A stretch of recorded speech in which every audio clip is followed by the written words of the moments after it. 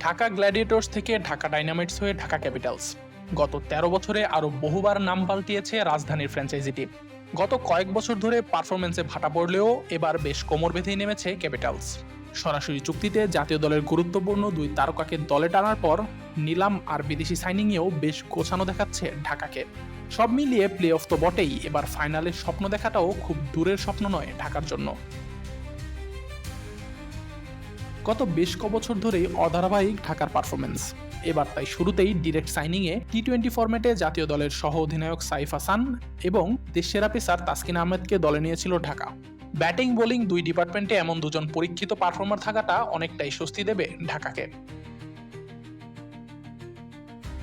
নিলাম থেকে দেশীয়দের মধ্যে শামীম পাটোয়ারি আর মোহাম্মদ সাইফুদ্দিনের মতো তারকাদেরও দলে টেনেছে ক্যাপিটালস। সেই সাথে ব্যাটিং অর্ডারে শক্তি যোগাবেন অভিজ্ঞ মোহাম্মদ মিথুন, সাব্বির রহমান ও নাসির হোসেনরা। বেশ কবছর জাতীয় দলের বাইরে থাকলেও গতবার ঢাকার জার্সি গায়ে পারফর্ম করেই আবারও লাইমলাইটে আসেন সাব্বির। এবারেও তাই তার থেকে বড় পারফরমেন্সই আশা করবে ফ্র্যাঞ্চাইজিটি। বিদেশি কালেকশনেও বেশ মুনশিয়ানা দেখাচ্ছে ঢাকা। ডিরেক্ট সাইনিংয়ে তারা দলে নিয়েছে দুই টপ অর্ডার অ্যালেক্স হেলস ও উসমান খানকে। বিপিএলে উসমান খানের ঝলক দেখেছে সবাই। সেই সাথে রংপুরে গত ২ বছর সাইফ হাসান ও অ্যালেক্স হেলস জুটিও ছিল দুর্দান্ত। তাই ব্যাটিং নিয়ে নির্ভর থাকতেই পারছে ঢাকা।